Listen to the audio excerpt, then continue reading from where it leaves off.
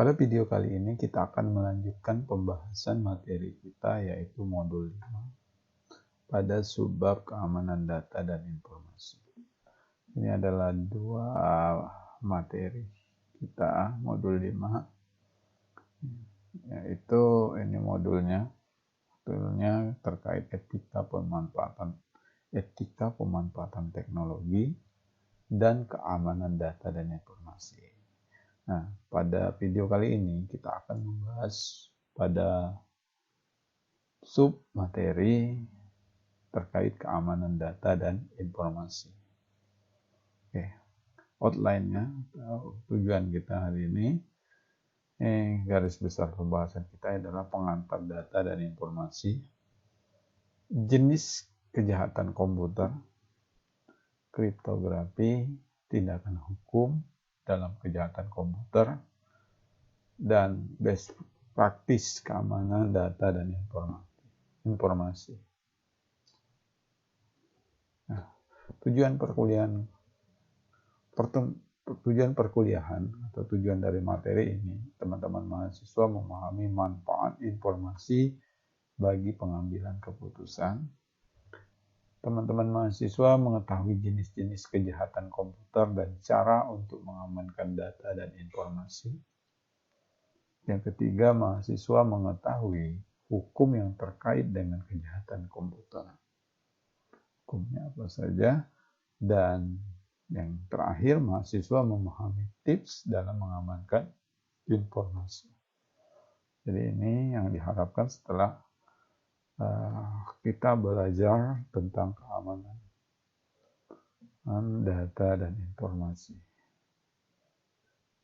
Oke. Ini sudah familiar kita dengar. Jadi ini quote ini atau statement ini, siapa yang menguasai informasi maka ia akan menguasai dunia. Jadi teman-teman diharapkan dengan belajarnya PKS dan tidak gagap teknologi, teman-teman dapat menguasai informasi. Jadi jangan sampai ketinggalan akan informasi. Jadi yang lebih cerdas atau yang lebih unggul lebih dahulu hanya saja dia tahu informasi lebih dulu. Dia menguasai informasi. Jadi sampaikan sebuah cerita dari gambar berikut. Ini ilustrasi sebuah gambar dari perbedaan zaman ke zaman ini perbedaannya dari Perang Dunia Pertama, Perang Dunia Kedua, dan Perang Dunia Ketiga. Perang Dunia Pertama itu menggunakan senjata. Dan Perang Dunia Kedua senjatanya yang mulai modern. Dan Perang Dunia Ketiga, hal yang tak tampak yaitu perangnya terkait data dan informasi. Karena terbuka informasi. Ya, semuanya bersaing untuk menguasai informasi, menguasai teknologi. Jadi maka dia akan menguasai dunia. Jadi sekarang perbedaannya, kalau dulu menguasai dunia itu dengan perang angkat senjata, kalau sekarang dengan menguasai data, menguasai informasi, dan menguasai teknologi. Nah, ini perbedaan data dan informasi. Data dan informasi itu jadi berbeda ya teman-temannya. Data terkait nilai menggambarkan suatu fakta atau kejadian. Jadi data itu fakta dari kejadian. Sedangkan informasi yaitu data yang telah diolah. Nah, jadi data dari fakta tersebut diolah menjadi bentuk yang lebih berguna bagi penerima. Atau dibuat semenarik mungkin dari data itu. Terutama terkait dengan pengambilan tindakan atau keputusan.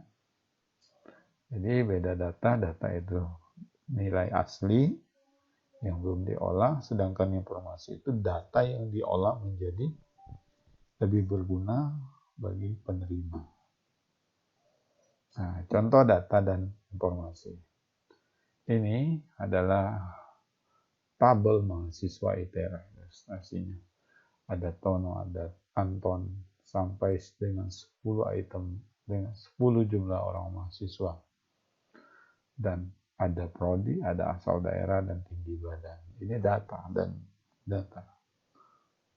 Nah, data, contoh data dan perbedaan data dan informasi, contohnya data. Tinggi badan Anton 163 cm. Ini data. Berbeda ya dengan yang di sini. Jadi Anton tinggi badannya 160. Ini kesalahan. Nah, sedangkan informasi itu kan adalah data yang telah diolah. Informasi tinggi badan rata-rata dari program studi biologi adalah 164 cm. Jadi mahasiswa biologi yang adalah data yang telah diolah. Berapa orang mahasiswa biologi? Komar, Thomas, dan Ahmad. Didapatkan nilai rata-rata untuk tinggi badan. Jadi data yang asli telah diolah. Contoh data dan informasi. Bentukan informasi lain dari tabel mahasiswa pada slide sebelumnya. Informasinya, datanya ini. Ya. Bahwa ada contoh misalkan data 2 orang mahasiswa teknik arsitektur, yaitu Budi dan Ani. Nah, itu data. Nah, kalau informasi yaitu ini ya teman-teman. Informasi adalah sebanyak 10 orang mahasiswa ITERA dengan rata-rata tinggi badan berapa ini. Jadi seperti itu ya. Oke, dan seterusnya. Seandainya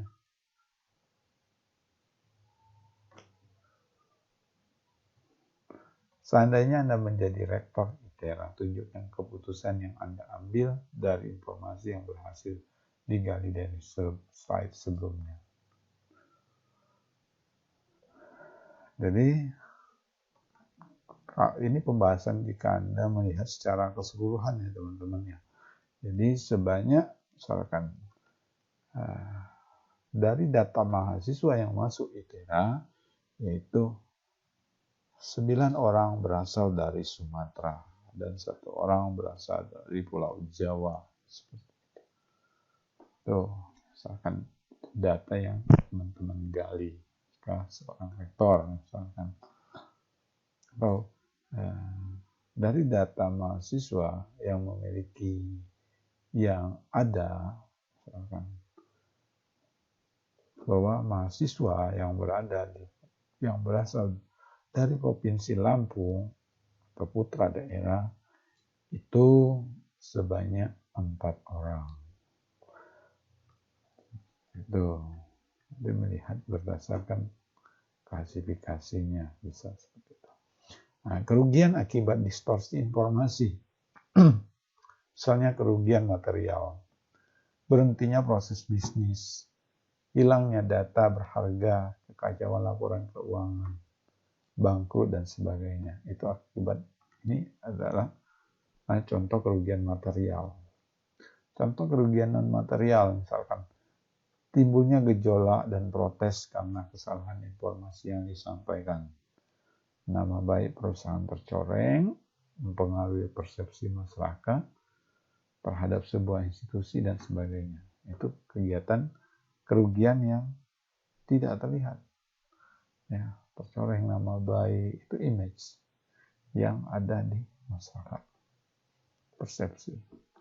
Sedangkan kerugian material itu yang berbentuk laporan keuangan kacau, bangkrutnya sebuah perusahaan, hilangnya data, berhentinya proses bisnis, itu bentuknya material. Nah, contoh kerugian akibat distorsi informasi. Ini pernah dialami oleh Telkomsel. Sebuah situs Telkomsel diretas berisi keluhan internet mahal. Itu berasal dari Kompas. Dari sumber media lainnya, situs Telkomsel diretas, pulsa dilapak, dipalak, hackers ditindak. Jadi informasi yang diolah oleh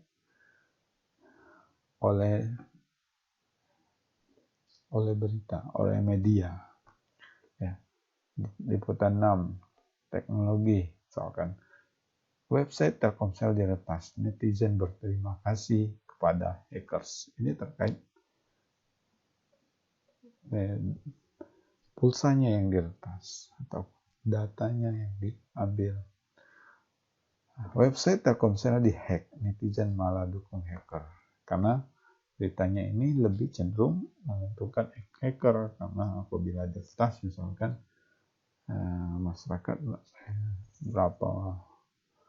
masyarakat mendapatkan keuntungan, dapatnya pulsa atau pakai data kuota internet. Oke, lanjut. Ini jenis-jenis kejahatan komputer. Di antaranya physical crime, personal crime,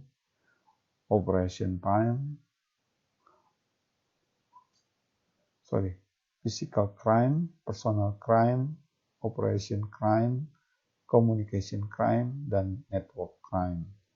Jadi ini jenis-jenis kejahatan. Nah, di sini kita akan bahas satu persatu, teman-teman. Physical crime ini adalah kejahatan komputer. Kejahatan terhadap bentuk fisik dan infrastruktur pendukung. Misalnya, ini kejahatan fisik kan, physical crime. Kejahatan fisik. Misalkan pertama adalah pencurian dari komputer, sabotase sumber listrik. Itu bentuk kejahatan sehingga tidak bisa menyalakan komputer. Nah, sabotase kabel jaringan atau EPO. Dari koneksi internetnya diputuskan atau kabel jaringannya putus. Itu kejahatan. Serangan teroris. Nah, misalkan serangan teroris ini serangan yang ingin memanfaatkan situasi atau mendapatkan keuntungan untuk fisik atau berupa menghancurkan. Ya. Perang, pemberontakan, kudeta, itu serangan fisik.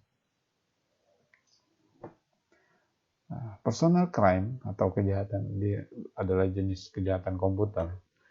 Itu kejahatan yang memanfaatkan kelemahan dan kelengahan pada pemegang akses sistem. Yang kedua, social engineering sering digunakan oleh kriminal untuk berpura-pura sebagai orang yang berhak mengakses informasi. Misalkan kriminal ini berupa pada pemakaian yang lupa password dan minta agar diganti menjadi kata lain. Jadi di sini ini bentuk kejahatan personal. Jadi seorang yang menyerang seseorang yang lain. Jadi seorang ini berpura-pura misalkan meretas sebuah Facebook dengan berpura-pura nggak tahu, ada pertanyaan kan sering kita di Facebook, lupa password. Nah, pura-pura sebagai pemakai yang lupa password dan meminta agar diganti menjadi kata lain. Jadi itu bentuk kejahatan. Kejahatan yang penjelasan berikutnya, keliru memanfaatkan sosial media. Misalkan terlebih terkait dengan hal yang menjadi rahasia negara atau perusahaan. Misalnya, pengakuan sebagai anggota agen rahasia, melampirkan surat tugas dari BIN yang diposting di sosial media. Itu kekeliruan dari pemanfaatan sosial media. Jadi akibatnya ini dimanfaatkan oleh orang yang ingin memanfaatkan seseorang ini yang memiliki surat tugas BIN atau menjadi agen rahasia. Jadi terbongkar informasi. Operation crime. Nah, ini adalah jenis kejahatan komputer berikutnya, yaitu kebijakan atau policy dan prosedur yang digunakan untuk mengatur mengatur dan mengelola sistem keamanan. Prosedur setelah serangan atau post-attack recovery seringkali perusahaan tidak memiliki dokumen kebijakan dan prosedur baik sengaja ataupun tidak. Nah, ini terkait operasi crime atau kejahatan di saat di operasi. Lanjut ke communication crime, kejahatan komputer. Kejahatan komputer di klasifikasi communication crime, yaitu kejahatan dalam software yang digunakan untuk mengolah data. Yang kedua, seorang kriminal dapat memasang antivirus atau Trojan horse sehingga dapat mengumpulkan informasi seperti password yang semestinya tidak berhak diakses. Jadi, seorang kriminal ini bisa saja memanfaatkan ingin mendapatkan informasi kita, yaitu dengan cara antivirus, sehingga saat kita menginstalkan antivirus, data kita itu diambil, disadap, atau Trojan horse menyerang data kita seperti password yang semestinya tidak berhak diakses. Itu termasuk communication crime. Intersepsi pesan yaitu pakai data diambil di tengah jalan, dimodifikasi dan baru diteruskan ke tujuan. Itu communication crime.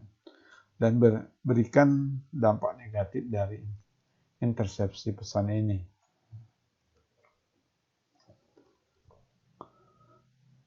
Network crime, yaitu contoh kejahatan komputer lainnya.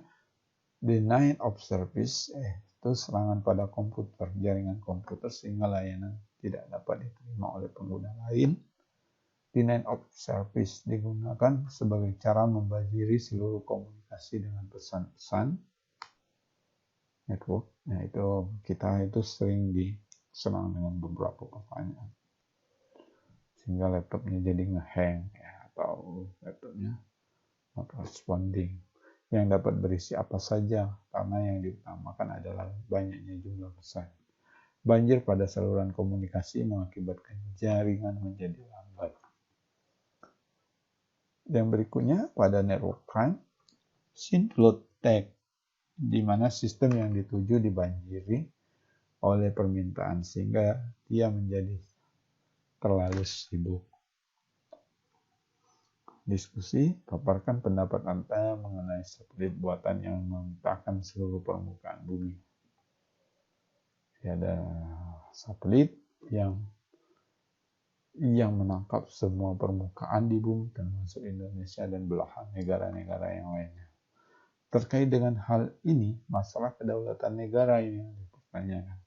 Di mana mungkin saja semua fasilitas vital negara dan militer telah dipetakan dengan baik oleh negara lain. Jadi, misalkan Indonesia perang dengan Amerika. Jadi Amerika ini misalkan sudah tahu pangkalan militer kita, tahu di mana pusat-pusat militer kita, atau informasi kita, strategi kita, seperti itu. Jadi masalah kedaulatan di mana mungkin saja semua fasilitas vital negara telah dipetakan dengan baik atau telah disadap atau telah direkam oleh negara lain dan sewaktu-waktu mereka digunakan untuk kepentingan mereka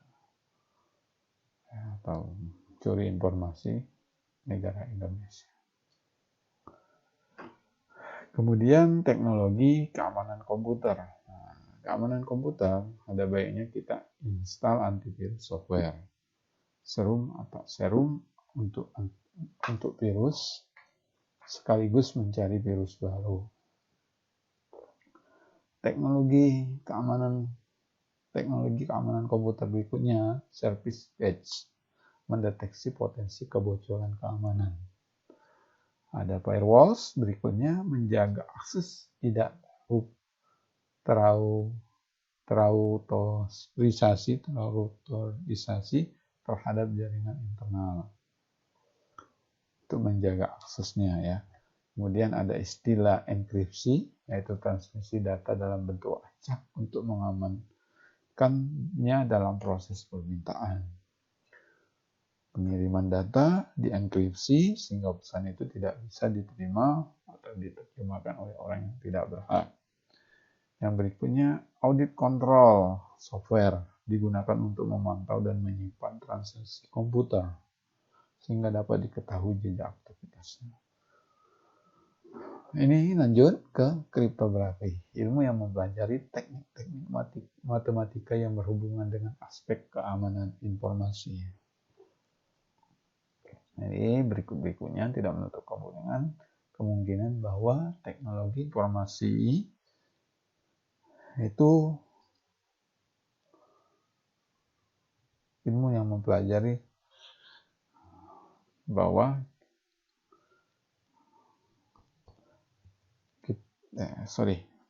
ilmu yang mempelajari teknik yang berhubungan dengan aspek pengamanan informasi seperti kerahasiaan data, keabsahan data, integritas data, serta autentifikasi data. Data pesan ini yang dibungkus atau yang dienkripsi ini agar bisa diterjemahkan atau diartikan atau diautentikasi oleh penerima yang berhak. Tujuan dari kriptografi ini digunakannya kriptografi diantaranya adalah untuk menjaga isi informasi dari siapapun kecuali yang memiliki otoritas atau kunci rahasia untuk membuka atau menghapus informasi tersebut. Tujuan kalau dia tidak ada otoritas atau kunci rahasia dari pengirim pesan, maka dia tidak bisa membuka atau mencari informasi dari data tersebut. Nah, ini contoh ilustrasi kriptografi yang menggambarkan sebuah informasi. Ada sebuah informasi mulai dari sini, pengirim, sender, pesan ini pesan asli, kemudian dienkripsi menggunakan algoritma. Ini adalah teknik untuk menyembunyikan pesan. Nah, itu enkripsi. Jadi pesan yang asli berubah menjadi pesan yang rahasia, sehingga tidak bisa orang yang tidak bertanggung jawab untuk mengambil data pesan tersebut untuk sampai selama proses pengiriman. Nah, lanjut ke enkripsi algoritma, yaitu algoritma untuk mengartikan pesan yang telah dirahasiakan. Ini teman-teman adalah pesan asli, kemudian menggunakan algoritma enkripsi ini untuk mendapatkan informasi, untuk menyembunyikan informasi yang asli menjadi informasi yang rahasia. Kemudian enkripsi ini adalah algoritma yang menerjemahkan informasi atau pesan yang telah dirahasiakan tersebut sehingga kembali menjadi pesan asli, pesan yang dapat diartikan, pesan yang dapat dibaca atau dipahami tujuannya. Jadi ini pesan asli, ada prosesnya, dia enkripsi, dia akan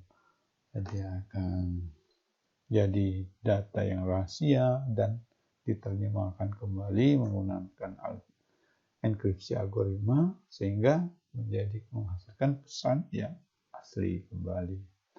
Kriptografi adalah sebuah pesan yang disandikan. Jadi di pesan itu disimbolkan, dienkripsi dengan algoritma kata kunci tertentu.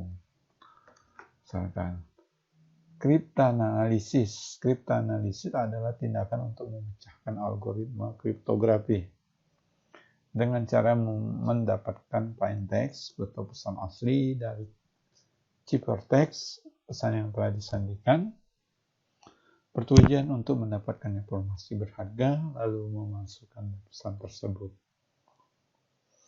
Nah, ini beberapa algoritma kriptografi: Caesar cipher,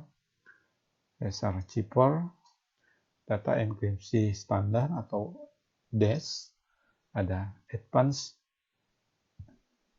enkripsi standar, EIS, L-gamma encryption, MD5 hashing, dan sebagainya. Ini contoh algoritma kriptografi yang ada. Tapi kita akan mengilustrasikan satu contoh algoritma kriptografi yang klasik, yaitu Caesar Cipher, di mana abjad awal sama dengan Z itu berurutan, kemudian ini teknik, karena ini teknik menyembunyikan pesan, maka ada kuncinya ini adalah berupa rahasia bergeser 4 ke halaman berikut bergeser ke 4 untuk abjad berikutnya. Misalkan A bergeser 4, A, B, C, D, maka A itu akan digantikan D, B akan digantikan E, C bergantikan dengan E. Jadi ini berputar, teman-teman. Ini algoritma Caesar Cipher. Caesar Cipher adalah algoritma kriptografi klasik pemecahan kode enkripsi dari teks berikut menggunakan algoritma Caesar Cipher. Nah, ini adalah sebuah pesan GDSHW G. Nah, teman-teman bisa artikan apa ini pesannya. Lanjut kita ke tindakan hukum atau kejahatan komputer. Tindakan pidana komputer adalah semua jenis tindakan yang menggunakan sarana atau bantuan sistem elektronik. Misalnya, contoh penjelasan berikutnya, semua tindakan pidana konvensional dalam Kitab Undang-Undang Hukum Pidana atau KUHP sepanjang dengan menggunakan bantuan atau sarana sistem elektronik seperti pembunuhan, perdagangan orang dapat masuk dalam kategori tindak pidana komputer dalam artian luas. Tindakan hukum dalam kejahatan komputer berikutnya, yaitu tindakan pidana yang hanya terkait dengan sistem elektronik seperti pencurian data digital, penyebaran konten yang terlarang, akses ilegal ke sistem tertentu, dan lain sebagainya. Itu termasuk kategori tindak pidana komputer dalam artian sempit. Dia melanggar, aksesnya ilegal, hanya sistem tertentu, terlarang ini. Itu termasuk tindakan pidana. Tindakan pidana komputer dalam kategori ini diatur Undang-Undang Nomor 11 Tahun 2008 tentang Informasi dan Transaksi Elektronik atau Undang-Undang ITE. Ini contoh tindakan hukum dalam kejahatan komputer, teman-teman. Ini distribusi, penyebaran, transmisi sehingga dapat diakses. Ini yang konten ilegal. Ini tindakan hukumnya ada pada pasal 27 Undang-Undang ITE. Berikutnya, melakukan akses ilegal terhadap suatu sistem. Pada pasal 30 Undang-Undang ITE. Ini terdapat pada 30. Tindakan hukum berikutnya, intersepsi ilegal terhadap informasi atau dokumen elektronik dan sistem teknologi. Ini diatur pada pasal 31 Undang-Undang ITE. Kemudian contoh tindakan hukum dalam kejahatan komputer berikutnya adalah gangguan inference terhadap informasi atau dokumen elektronik. Ini pada pasal 32 Undang-Undang ITE. Tindakan pidana pemalsuan informasi dan dokumen elektronik. Ini pada pasal 35 Undang-Undang ITE. Studi kasus kejahatan komputer. Kasus Panama, sebutkan siapa saja yang dirugikan akibat informasi. Kejadian tersebut, ini contoh kejahatan komputer yang studi kasus ya teman-teman. Kita lanjut saja dulu. Best practice keamanan data dan informasi. Kejahatan komputer cyber serta transaksi elektronik dapat dicegah dan ditangani, teman-teman. Yang kedua, kategori pencegahan dan penanganan diri sendiri, infrastruktur fisik, personel, sistem, dan aplikasi, dan sebagainya. Itu kategori pencegahan dan penanganannya. Nah, ini lanjut ke best practice keamanan data dan informasi. Password. Terkait password, jangan pernah memberitahu password atau PIN Anda kepada siapapun. Karena ini ada hal yang terpenting terkait password, PIN, NIK, dan sebagainya. Itu bersifat data Anda, data pribadi Anda. Jangan pernah mencatat password atau PIN Anda ke dalam media yang tidak aman. Misalnya kertas, coretan, dan lain sebagainya. Gunakan kombinasi huruf saat membuat password. Ya. Saat membuat password, adanya kombinasi huruf, angka, karakter, alfanumerik, atau meningkatkan keamanan. Jadi ini salah satu tindakan yang bisa kita lakukan. Lanjut ke best practice keamanan data dan informasi. Terkait sistem dan aplikasi, selalu gunakan perangkat lunak original. Perangkat lunak hasil crack berpotensi disusupi program jahat. Apabila Anda download aplikasi yang plus crack atau plus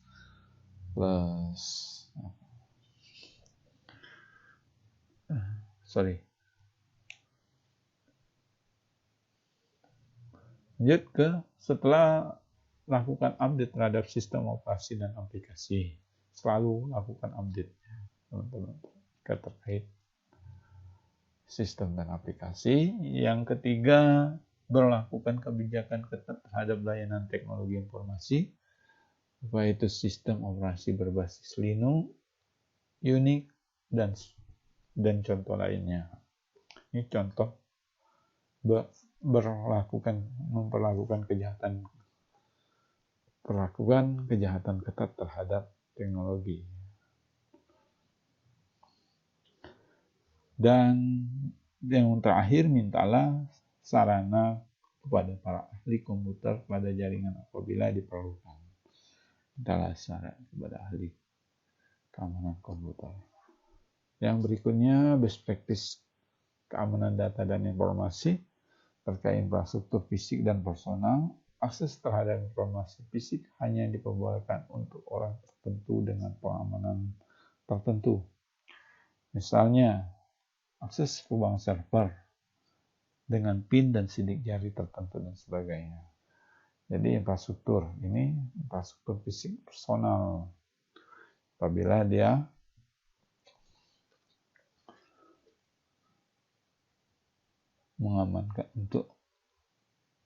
mengamankan data. Yang berikutnya, lakukan training terhadap personel mengenai bahan social engineering atau pembatasan sosial media kaitannya dengan keamanan server fisik. Oke, demikian untuk penjelasan kita pada modul kelima terkait keamanan data dan informasi. Ini teknologi, sama saja teman-teman kalau kita menggunakan slide pendukung atau modulnya. Ini modul, kita ke pembahasan subbahasan pada keamanan data.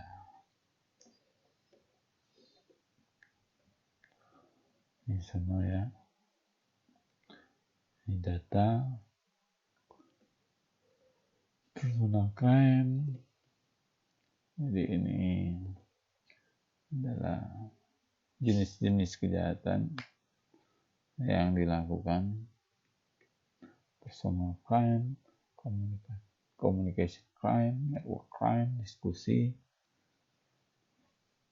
Ini adalah sama ya, algoritma untuk kriptografi, pesan asli dienkripsi dengan kunci atau menggunakan enkripsi algoritma.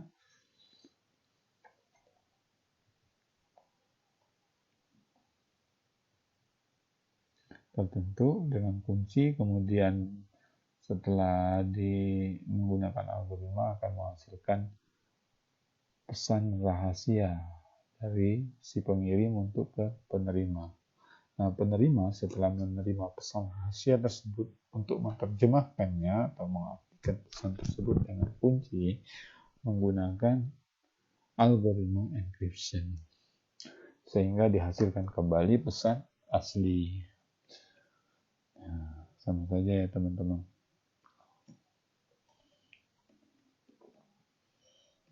Oke. Jadi demikian untuk pembahasan kita pada pertemuan kali ini. Terima kasih ya teman-teman.